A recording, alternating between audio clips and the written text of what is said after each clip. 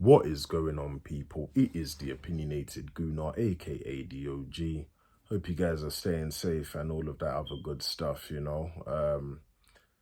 I'm gonna get straight into it, guys, man. I was just disgusted with the performance. I was disgusted. I couldn't believe what I was seeing. I thought within my preview, I was like, yeah, definitely I'm gonna be coming on talking just positively about the team beating Olympiacos. We didn't beat Olympiacos today. We lost 1-0, 3-2 on aggregate to us, so we did go through. But it was a disgusting performance. Disgusting, man. I mean, you know, just so many poor performances. Aubameyang, Ceballos, Bellerin, you know, it just wasn't good enough for me, I'm afraid. But let's just get straight into it, man. I thought we started off pretty well. Within the first 10 minutes, 10, 15 minutes or so, I thought we were pressing well. You know, giving Olympiacos some problems there. We had a great chance to score, actually. Yeah, we had a great chance to score. Ceballos with a great pass to Pepe. Pepe went around the keeper, should have scored for me. Like, he should have scored. I don't know. I felt like Pepe thought that he didn't have as much time as he thought. For me, he should have either scored or slotted it to Aubameyang had he looked up. Would have been 1-0 to us, but it wasn't. Ceballos again with another great pass to Aubameyang not too long afterwards. I don't know why he decided to shoot the way he did. You know, he decided to do a difficult shot when he didn't need to, for me. Aubameyang should have done a low shot, you know, give the keeper some questions, you know, and, you know, Aubameyang just fluffed his lines for me. You know, he didn't even give the keeper a chance to save it. He just kind of, it was like a kind of like sliced outside of the foot kind of shot. I don't know what he was trying to do there. Don't know why he was trying to do this kind of difficult shot when you didn't really need to. But yeah, you know, I feel like after that kind of chance, which was probably like within 15, 20 minutes, our intensity just dropped. It just dropped again. You know, literally after that chance that Aubameyang had, route one from their keeper. Hoofed it to El Arabi, just split everybody. He was essentially one-on-one with Leno. Again, Leno with another big save, man, saving us. You know, that was I don't know, man. I don't understand what's going on, man. I felt like David Luiz and Gabriel should have done better there, you know, in terms of anticipation. But yeah, it wasn't good for me. I thought that half especially was disgusting. I didn't even want to review this game. That's how bored I was. I was bored and disgusted. I would have rather have just been bored, but I was bored and disgusted because I was like, I can see that our intensity is just dropping. You know, Hector Bellerin in that half was poor. You know, there was a lack of synergy between him and Pepe on the right. Poor. Bellerin did nothing for me. The only thing I saw Bellerin throughout the whole game was he did a dribble past a couple players. Apart from that, Bellerin was poor. But we get into the second half. We get into the second half, you know. We carried on from the first half. Luckily, you know, Olympiacos didn't score in that first half. Get into that second half now, and our intensity has dropped another level again. But I also do believe that it's because Olympiacos, you know, they realised, you know what, we didn't score in the first half. We now need to be applying the pressure. And that's what they did, man. They applied the pressure, got their goal within 10 minutes or so of the second half. Ceballos losing the ball, in the midfield. You know, just another mistake from this guy. Lost the ball in midfield, led to an Olympiacos counter-attack. El Arabi essentially slots it home. It was a deflection off of Gabriel, if I'm not mistaken. Yeah, and they made it 1-0. I felt like either David Luiz or Gabriel should have closed him down. You know, but again, it's just everyone had gone forward when Ceballos was on the attack. My problem with Ceballos is that he dwindles on the ball for too long. For way too long. I used to have this kind of problem with Wilshere as well. Wilshere used to do this as well, dwindle on the ball for too long. You know? Ceballos is doing the same. Just release it when you have to release it. Don't be taking extra couple of seconds. Because then probably our chance has already gone by the time you make that decision. You know? It was just poor from Ceballos. It was poor. You know, it even led to him basically getting subbed off. He got subbed off not too long after that.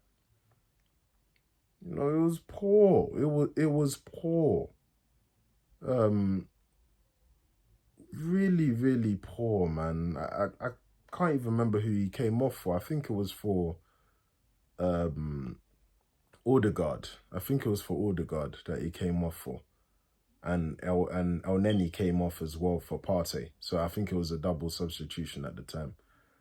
But just poor. You know, really, really poor for me with Ceballos. I don't know, like those are big chances or big mistakes that he's made. You know, just he's made so many mistakes in a short amount of like time, Ceballos.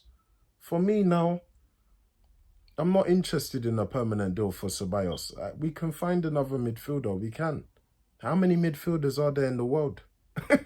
We will find one. I don't want to be hearing no permanent transfer because I know with Arsenal, if we start talking about a permanent transfer with Ceballos, we're looking to fork out between 30 to 40 million. And that's just daylight robbery for me. So I from what I've seen from Ceballos, he's a player that has decent, like, periods within the game. But, you know, as an overall performance, he's mediocre at best. I'm sorry. It's the truth. So, long story short, I don't want him coming in permanently for Arsenal. But kind of went off tangent there just because I was angry with that. But, yeah, that second half, again, we were still poor, you know. The one thing I will say is at least Tierney, you know, as always, trying to make a difference. I think there was periods where he squared the ball to Pepe. It hit Emil Smith-Rowe, unfortunately. I do think that was going in for sure. I think he gave a chance to Aubameyang as well. Odegaard was really, really sharp when he came on. I must say, really, really sharp. Gave a glorious chance to Pepe, just a tame shot from him. This one for me was criminal now. So he basically slotted in Aubameyang. Aubameyang was one-on-one with the keeper. Like Aubameyang got the ball in the midfield. Odegaard's pass had already sliced their defense. I think an Olympiacos player had been sent off at this point as well.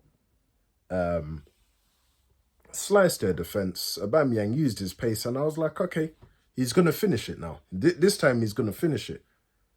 He's one-on-one with the keeper. One-on-one. There's pretty much no defenders around him. He decides, let me use my left foot to go and chip the keeper, and it just went wide. That's when I just said, I don't, like, this guy needs to be subbed off now. Like, right now. You know, it was just disgusting. I thought Aubameyang stunk out the place, and I'm really disappointed with Aubameyang's performance because that just summed him up for me, you know. Just whatever, isn't it? That's what it was with him. You know, he wasn't really Even the biggest thing that annoyed me about Aubameyang throughout the whole game, actually, is that you're playing as the centre forward, and every minute you were out on the left. For what reason? You are the striker. It's making our attacking a bit difficult because our main striker is out wide instead of being in the box when Tierney's delivering those crosses or when other players are trying to do something. That probably even stops them from trying to give a ball into the box because Aubameyang's not there. Aubameyang is out wide. Why are you playing like that? You're not out wide. You are up front. Start learning how to be a bit of a poacher in the box. I don't know what he was doing, Aubameyang. I'm sorry. I don't know what he was doing in that game, but I was really, really disappointed, man. I thought he would really come on, be aggressive, score some goals, prove a point. But for me, he's just proven Arteta he's basically told Arteta, you might as well start Lacazette on Sunday. You might as well start him. He was shocking. And now, to be honest, I think Arteta needs to make a decision now. Does he start him or does he drop him? Because if he drops him, Aubameyang's confidence will drop. It is what it is. It's natural. But if you start him, considering that Lacazette has been doing okay, I don't know, man. I don't know what Arteta does, man. But for me, I've seen it now. I've seen enough of it. Aubameyang should be dropped for me. I don't know if it's a coincidence, whether since he signed this new deal and all of that. And, I also have to consider other factors that I'm sure his mum wasn't well and stuff. And probably before it got out to the public, it was probably known for a while. So that one I can understand. But Aubameyang this season has been poor. And I keep saying this as well. Aubameyang has nothing else to his game apart from scoring. And even that is drying up. So essentially, Aubameyang has nothing right now. He has nothing. He doesn't really have football intelligence for me. He does, I don't know what it is. But it just doesn't seem like he has any footballing intelligence. You're the striker and you keep staying out wide. Why would we want our danger man, our striker, to be out wide? That's like if Man City with Aguero, for example, if Aguero is just constantly staying out wide, they're useless. Or in fact, it's not even that Man City are useless. Aguero has made himself useless by playing out wide. So it's like I don't know what Aubameyang is doing. Maybe now Arteta might have to play Aubameyang and Lacazette again together. Maybe since Aubameyang loves that left so much, let him play out on the left and Lacazette up front. Because this is not good enough. I'm sorry. Partey came on. I thought he was poor. Just losing the ball, silly fouls. Another one, dwelling on the ball. Just dwelling on the ball for no reason. Running yourself into danger. Yes, when it works out, it looks great. But when it doesn't, we're in trouble. It's not good enough, man. It's not good enough. But also as well, at least we got to see Martinelli. The positive is that he essentially made an impact while coming on. Really positive, sharp. He got one of their defenders, I think his name was Barr. He challenged Martinelli. I think he put his hand out when he was trying to foul Martinelli because I think Martinelli was going to send him to the shops. Barr put his hand out. That was a foul. He got booked. Bar, out of frustration, hits the ball away, gets a second yellow card, and he gets sent off. So Martinelli made an impact in that sense. You know, I was really happy to see that he came on. He did come on late, but, you know, within that instance, he showed Arteta what he's about, you know. Got them down to 10 men, essentially. So credit to Martinelli in that sense, but I can't really talk about anything else involving the game. I just thought we were really poor, I'm afraid. Bellerin was poor. You know, he got subbed off as well, but he got subbed off late on as well. I thought he should have been gone a bit earlier. He was shocking. You know, Ceballos, shocking. Partey, when he came on, shocking. Elneny wasn't good. You know, weren't good enough, man. Aubameyang stinks. Just wasn't good enough. I'm afraid, man. It just wasn't good enough. I can't tell you anything else about the game. You know, Odegaard at least came on, as I said. You know, provided something different. Gave Pepe and Aubameyang glorious chances multiple times. They didn't take their chances. They didn't finish their dinner. What more can Odegaard do? Yeah, I think he had a shot himself. I think he should have done better with that as well. But for me, as an overall performance, the complacency was terrible. I don't know. Do I blame Arteta for this as well? I guess so, because he's not motivating them enough to understand that this is still a very important game, regardless of whether we're winning by 3 away goals or not. You know, he's not motivating them enough. Or there's players that are just taking things into their own hands and they just don't really care. You know, and this is why I've been saying that we are not going to win the Europa League. Why? Because when we get better opposition, we are in trouble. I've been saying it. So I'm not happy, man. I'm not happy, man. I'm not happy with the performance, man. But I'm going to end the video there, man, because I've had enough. I didn't even really want to do this one today anyway, man, because they were just so disgraceful. It was a disgusting performance. But I'll be back tomorrow, very early, actually. It'll be a quick video just with regards to the reactions to the Europa League draw. So I'll keep you guys in the loop to let you know who Arsenal got. Be very interesting. I do believe it'll be either Villarreal or one of the English teams. I do believe, I think Tottenham might be going out, so happy days for us, you know.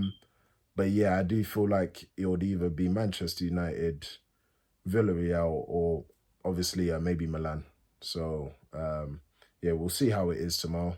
But yeah, make sure you guys like, share, and subscribe. Turn on the notifications and all that other good stuff. I'm out. Take care. Peace.